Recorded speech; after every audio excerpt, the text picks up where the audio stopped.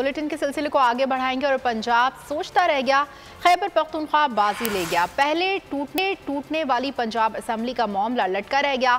नून league की क़यादत पंजाब के लिए निगरां वज़ीर आला के लिए इत्तफाक न कर सकी। बाद में टूटने वाली असम्बली ने सूबाई इंतजामी उमूर के वक्त को ज़ाया होने से बचा लिया।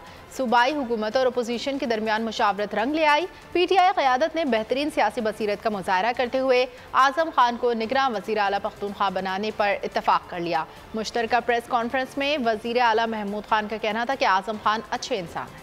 2-3 नाम इनके थे, 2 नाम मेरे पास थे। इनके भी अच्छे लोग थे और मेरे भी दोनों अच्छे नाम थे कि एक ऐसा आदमी हो कि वो एडमिनिस्ट्रेशन को बेहतर से बेहतर जानता हो और फाइनेंशियली उमूर पे भी उसका इतना अबूर हो कि इस सूबे में किसी का और का ना हो। इस पे जो मेरे 2 बंदे थे उसमें एक था आजम खान साहब चीफ सेक्रेटरी जो पुराने नाम है इस सूबे का, और एक NP ने दिया था जफरुल्लाह खान, और इसके आवेज हयोद्दीन सादिक साहब, सबजादा सईद साहब वो भी इस सूबे के फाइनेंशियली भी और फाइनेंस सेक्रेटरी भी रहे हैं और बहुत अच्छे काम किए हैं। लेकिन चूंकि इन सब में से जो बेहतर थे सारे, उसमें से चुनाव किया हमने मुत्तफिक तौर पे कि आजम खान जो हमारा चीफ सेक्रेटरी रिटायर्ड है, अब्बास खान उसका भाई था, IGFC थे, उस पे नाम पे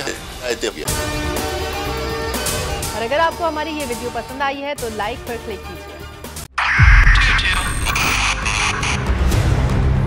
2022 बहुत सारे तोहफे भी देखे गया पाकिस्तान की आवाम को। पाकिस्तान की आवाम को एक तोहफा ये दिया कि आवाम को पता चल गया कि पाकिस्तान का मीडिया क्या है। साल 2022 में सबसे ज्यादा देखे जाने वाला चैनल बोल न्यूज रहा नंबर 1। हमने बहुत सारे शोज और ट्रांसमिशंस की, पूरा साल मुसलसल जदोजहद में निकल गया कि ये वोट ऑफ कॉन्फिडेंस के पीछे कौन लोग थे। तोड़े रेटिंग के सभी रिकॉर्ड। सोशल मीडिया पर भी सबसे ज्यादा तेजी से 2.4 बिलियन व्यूज का संगे मील अबूर किया। एंकर्स को भी आवाम में सबसे ज्यादा मकबूलियत मिली और सोशल मीडिया पर भी बोल रहा सब पर भारी।